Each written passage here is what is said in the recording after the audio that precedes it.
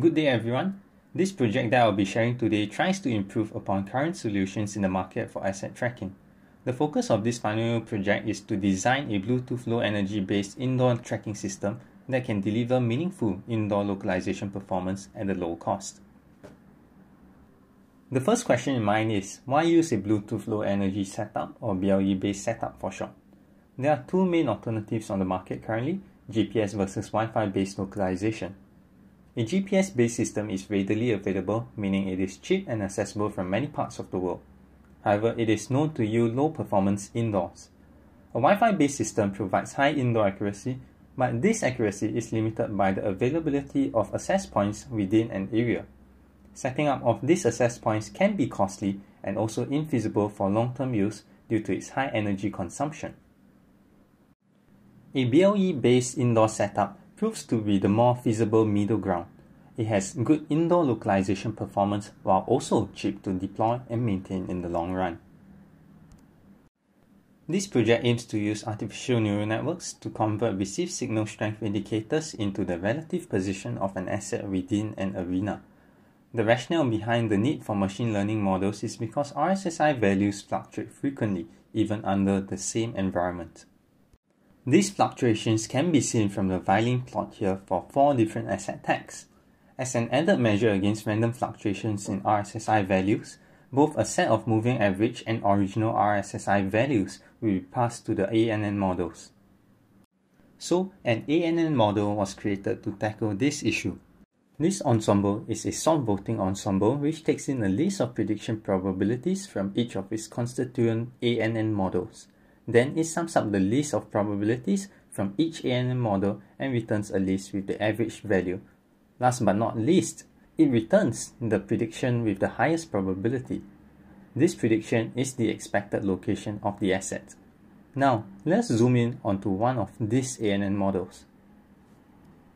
Here we see the general structure of an ANN. Each of these ANNs within the ensemble are configured differently. These ANN models were built and trained differently with varying train test sets.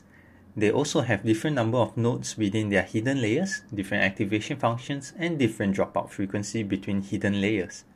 This helps to build ANN models that classify differently despite learning on identical features. And when used together in the ensemble as shown earlier, it helps to reduce the generalization of error in prediction. This is especially important under real-world conditions, where RSSI values may not be received by listening posts.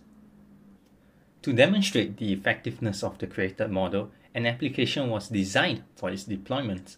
This application is linked to a backend which will receive RSSI signals, which are then passed through the ANN ensemble to give us the predicted position of an asset. On the left is a table showing a series of previously predicted positions, while on the right is an interactive 3D model for users to identify assets in motion. To give an overview of the live demonstration, let's take a look at the experimental setup. 8 listening posts were set up along the perimeter of an 8 meter by 8 meter arena.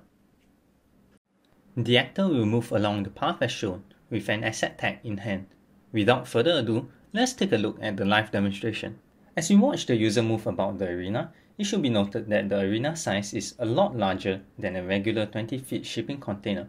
This demonstrates the possibility of a BLE-based indoor tracking system in the shipping and logistics industry. The accuracy of the live demonstration is 75%, even though there was surrounding interference such as cars and human traffic. In the most ideal environment, however, the accuracy can reach up to 95.95% with a mean deviance of less than 7 cm. Transfer learning was implemented as part of the final year project as well. This enables a replicable setup to be used in a different environment. The choice of transfer learning is fine-tuning in this project as it is fast to implement. Users will have to collect data first and perform fine-tuning as part of the pipeline to update model weights. Thereafter, they will be able to use said model for real-time predictions. An experimental run was conducted at a different environment from the earlier video. Using the data collected from the new environment, transfer learning was performed and the resultant ANN ensemble retained a comparable 89.54% with a mean deviance of less than 20 cm. This project could not be completed without the help of many individuals. Namely, I would like to thank Mr. Oh Hong Lai for his expertise in the BLE field and his opinions on the direction of research. I would also like to thank Mr. Qi Jiayuan for his assistance in configuring hardware components and Dr. Lidet for her in-depth explanation on machine learning. And with that, thank you for staying till the end.